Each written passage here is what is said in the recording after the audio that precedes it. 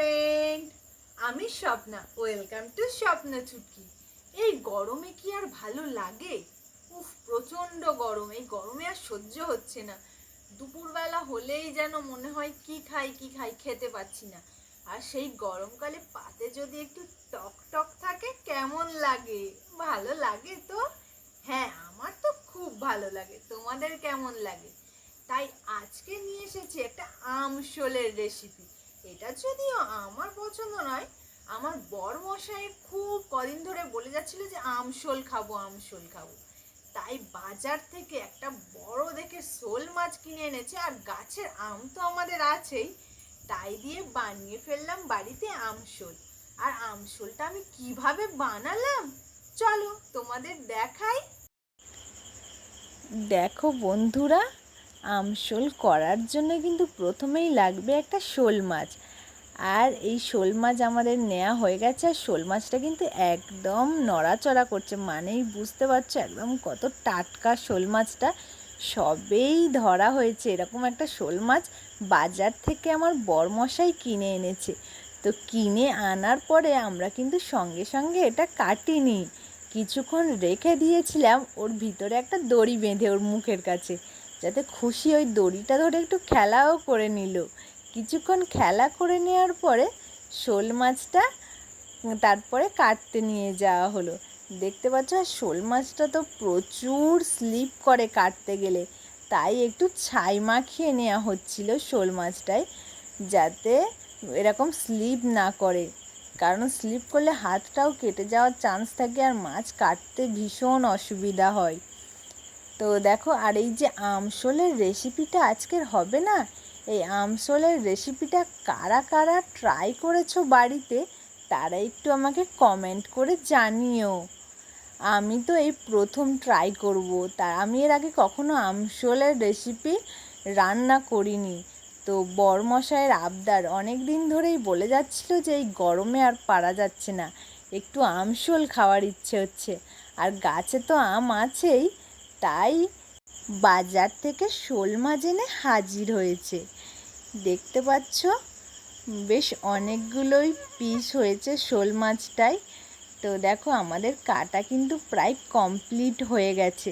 দেখো এখনও নড়াচড়া করছে কাটার পরেও মাছটা। এই টাটকা টাটকা মাছ দিয়ে কিন্তু আমশোল খেতে ভালোই লাগবে। এই মাছ ভাজার জন্য আমরা নুন, হলুদ আর লঙ্কা গুঁড়ো মাখিয়ে তেলের মধ্যে মাছটা ভেজে নেব। ফ্রেন্ড, দেখতে পাচ্ছ শোল মাছ তো আগেই আমরা কেটে ভেজে রেখেছি। তো এই কাঁচা আম নিয়ে নিয়েছি একটা। তো আমশোল করতে গেলে তো আম মাস্ট, আর সেটা যেন অবশ্যই হয় কাঁচা আম। দেখো এটা একদমই কাঁচা আম, তো কাঁচা আম নিতে হবে, নিয়ে আমরা আমশোলটা করব। তো চলো স্টার্ট করি। তো কড়াইতে আমরা প্রথমে তেল দেব, তেল দিয়ে তেলটা একটু গরম হয়ে গেলে আমরা আলু পিস পিস করে কেটে এরকমভাবে আলুটা ভাজতে থাকবো। কিছুক্ষণ ভাজার পরে আমরা আলুর মধ্যে নুন দিয়ে দেব, নুন দিয়ে কিছুক্ষণ ভেজে নেব, আর তারপরেই আমরা তার মধ্যে হলুদ অ্যাড করব। হলুদ দেওয়ার পরে আরও কিছুক্ষণভাবে নাড়াচাড়া করব। নাড়াচাড়া করার পরে আমরা বেশ লাল লাল হয়ে এলে আমরা আলুগুলোকে একটা তুলে নেব। তুলে নেওয়ার পরে ওই তেলের মধ্যেই আমগুলো কেটে ভেজে নেব। এই দেখতে পাচ্ছ আমের মধ্যে আমরা কিছুটা হলুদও দিয়ে দিয়েছি। হলুদ আর নুন দিয়ে আমটাকেও একটু নাড়াচাড়া করেই আমরা তুলে নেব। এই আমটা কিন্তু বেশি ভাজা যেন না হয়ে যায়, জাস্ট হালকা একটু নাড়াচাড়া করার পরেই আমরা আমটাকে তুলে নেব। আর আম তুলে নেওয়ার পরে আমরা 5 ফোড়ন, শুকনো লঙ্কা আর কাঁচা লঙ্কা দিয়ে একটু নাড়াচাড়া করে নেওয়ার পরে এর মধ্যে আমরা আরও একটু তেল অ্যাড করে দিলাম, কারণ আমার তেলটা একটু কম হয়েছিল। তাই তেল অ্যাড করে নেওয়ার পরে এর মধ্যে আমরা একটু রসুন দিয়ে দিলাম। রসুন দিয়ে নাড়াচাড়া করে নেওয়ার পরে আমরা রসুনটা বেশ কষিয়ে গেলে এর মধ্যে আমরা দিয়ে দেব, এবারে আমরা পেঁয়াজ কুচি দিয়ে দেব। পেঁয়াজ কুচি দিয়ে কিছুক্ষণ নাড়াচাড়া করতে থাকবো। কিছুক্ষণ নাড়াচাড়ার পরে পেঁয়াজের রঙটা একটু হালকা বদলাতে থাকলেই এর মধ্যে আমরা দিয়ে দেব স্বাদ মতো নুন। নুন দিয়ে আমরা বেশ ভালো করে নাড়াচাড়া করার পরে আমরা এর মধ্যে একটু চিনি দিয়ে দেব। চিনি কেন দেয় বন্ধুরা জানো তো? তেলের মধ্যে চিনি দিলে কিন্তু তরকারির রঙটা বেশ সুন্দর হয়, সেই জন্য আমি এই তরকারির মধ্যে একটু চিনি ইউজ করি। তো তারপরে আমরা একটু জিরে বাটা দিয়ে দেবো। এখানে জিরে বাটা দিয়ে একটু নাড়াচাড়া করে নেব। নাড়াচাড়া করে নেওয়ার পরে হলুদ দিয়ে দেব ওর সঙ্গেই। হলুদ দিয়ে কষাতে থাকবো। তারপরেই আমরা এর মধ্যে দিয়ে দেব আদা বাটা। আদা বাটা দিয়ে এটা ভালো করে মিক্স করে নেব। দেখতে পাচ্ছ খুব ভালো করে মিশে গেলে আমরা এর মধ্যে দিয়ে দেব লঙ্কা গুঁড়ো। লঙ্কা গুঁড়ো দিয়ে আমরা এটাকেও ভালো করে আমরা মিক্স করে নেব।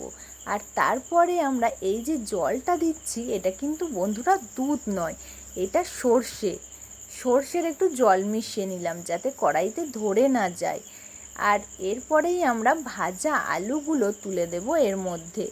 তো ভাজা আলুগুলো দিয়ে ভালো করে আমরা এবারে কষতে থাকবো এটাকে। তো কিছুক্ষণ কষার পরে আমরা এর মধ্যে সর্ষের জলটা আমরা উপর থেকে দিয়ে দেব। ঘরোয়া সর্ষে বাটায় সর্ষের যে খোসাটা থাকে সেটা যাতে না তরকারির মধ্যে যায়, সেই জন্য সর্ষে বাটার উপরে একটু জল মিশিয়ে সেই উপরের জলটাকে আমরা তরকারিতে ব্যবহার করি, যাতে নিচের খোসাটা তারপরে ওর মধ্যে দিতে না হয়। তারপরে আমরা খোসাটা ফেলে দিই। তো দেখতে পাচ্ছ তারপরে আমি আমটাকেও তরকারির মধ্যে অ্যাড করে দিলাম। আমটাও তরকারির মধ্যে দিয়ে এবারে ভালো করে এটাকে ফোটাতে থাকবো। বেশ ভালো করে আলুটা একটু সিদ্ধ হয়েছে দেখে তারপরে আমি ভাজা মাছগুলোকে তরকারির মধ্যে দিয়ে দেব। মাছ দিয়ে দেওয়ার পরে আর বেশিক্ষণ ফোটাবো না, কিছুক্ষণ ফুটিয়ে আমি চেক করে নেব আলুগুলো সিদ্ধ হয়েছে কিনা। আর আলুগুলো সিদ্ধ হয়ে গেলেই কিন্তু আমাদের আমশোলের রেসিপি রেডি হয়ে যাবে। সো ফ্রেন্ড, রান্না তো কমপ্লিট হয়ে গেছে আর দেখতে পাচ্ছ বরমশাই খেতে বসে গেছে, বলছে তো ভালো হয়েছে। তো তোমাদের কেমন লাগলো ভিডিওটা কমেন্ট করে জানাও এই আমশোলের রেসিপিটা। তো আমি ফার্স্ট টাইম আমশোল আজকে ট্রাই করলাম। তো দেখে তো মনে হচ্ছে বেশ টেস্টি হয়েছে, দেখতেই খুব সুন্দর, দেখে তো লোভ এসে যাচ্ছে, জিভে জল এসে যাচ্ছে। তো ভিডিওটা তোমাদের কেমন লাগলো অবশ্যই কমেন্ট করে জানাবে। আর চ্যানেলে নতুন হলে চ্যানেলটাকে অবশ্যই সাবস্ক্রাইব করে দিও। তো দেখা হচ্ছে নেক্সট ভিডিওতে, বাই।